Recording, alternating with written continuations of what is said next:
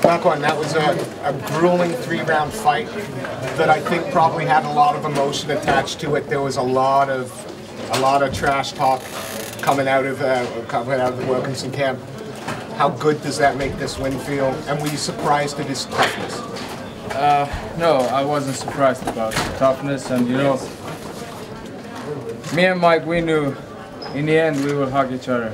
You know, we came to give a good show for the audience, and we did it, and that's why I'm thankful for every opponent who steps into the octagon. I will respect them to the end. But before that, you know, trash talk is allowed, so people love that, and we all know that, so then we probably understand why we are talking shit about each other before the fight. When you fought Andy Ogle after the fight, you talked about how you were going to buy a new bed for your mom. Yeah. How's that new bed, and is she happy in it? Yeah, my mom is, you know, nowadays you can't make my mom anymore, you know, happy with buying things, you know. When you see your own child succeed, that's what that gives you a real happiness. So I think my mom is now, you know, so happy that I can't describe. Yeah, one thing that many people were a little bit surprised about was that he actually got some pretty good guillotine attempts and a couple, you know, defensive submissions. How tight were those, and did it all surprise you that he resorted to that?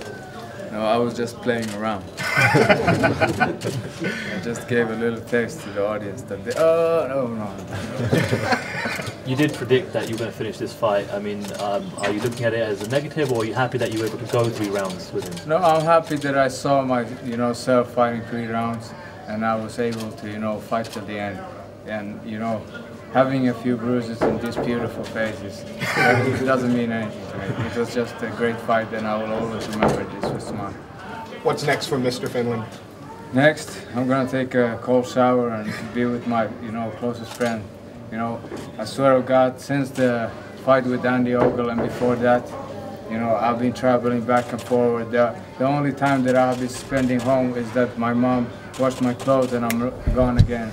So, you know, I just want to settle down. I don't have even my own TV. I have 3 PlayStation from a sponsor, but I don't have a TV. I don't have any place to, you know, to go home and say, yes, now I can, you know, go on my own couch and, you know, I want to settle down. A big part of this camp was you obviously leaving the All-Stars camp and moving over to SBG. Is the plan down the road to stick to SBG? Yes, definitely. You know, I was talking to John Cavana this morning, and I said, you know, I would be so happy if you would be here today, and I could show you that, you know, I belong to the SBG, I'm not part of that team. And he said that, you know, just, you know, finish this fight, and for the next fight I will definitely be there, sure. And, you know, everybody in the featherweight should be scared when I step into the SBG, and I spend more time there, you know. All they can, you know, accept from me is, you know, just a really dangerous fighter after this when I go there. That's another win you've wrapped up in here in Europe. How keen is Mr. Finland to perform in the US? Well, yesterday when we were in a weigh-in, when we came back, I was with Sean Shelby in a bus, and he was sitting next to me, and he said, I really need to introduce you to the US. I was like, let me finish this fight first. You mentioned PlayStation before. You're in the new UFC game as a playable character. Have you gotten a chance to see it or play it? Now, you know, could you ever imagine that you would be in a video game? You know, a couple years ago, I said, you know, I was thinking when I was a kid, you know, I just wanted to be something, you know, it didn't matter. I was trying to be a singer, that was awful. An actor, I was watching the camera when we were trying to do our own movie with our friend. So none of those things was, you know, working with me. But these shoes in MMA, they fit me. So when I'm, you know, seeing myself in a PlayStation, you know, that's something that I can't describe. It's, you know, some people, you know, their goals are so much higher, but to me, even this, you know, sitting here is such a big thing. You shared a story about a boy or a friend that bought a ticket to come to the event.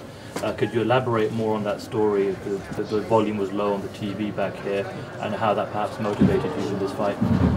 Well, like a month ago, a doctor contacted me and he said, hi, I got your number from a friend of mine who is your friend, and please can you call me if you have time. And you know, so many people keep contacting me. I just send a message, can you please tell you what do you have in your mind so I can answer you. Then he said, well, I have a brother, I had a brother, and unfortunately he passed away, but his dream was to come and watch your fight in London. So we bought tickets to all family to this event, and he passed away. He had a cancer, and they said that we still keep the promise to this person, so we will definitely come there and we will watch your fight and we will cheer for you. And you know, I said to the person, I will contact you later, but I never sent anything and I didn't call him back, so I was just waiting so I win this fight and I can do this what I did today. So you were aware that the rest of the family made it here today to watch the fight? Yeah, I was aware of that. They were sitting there and there is one empty chair, and that was for that guy.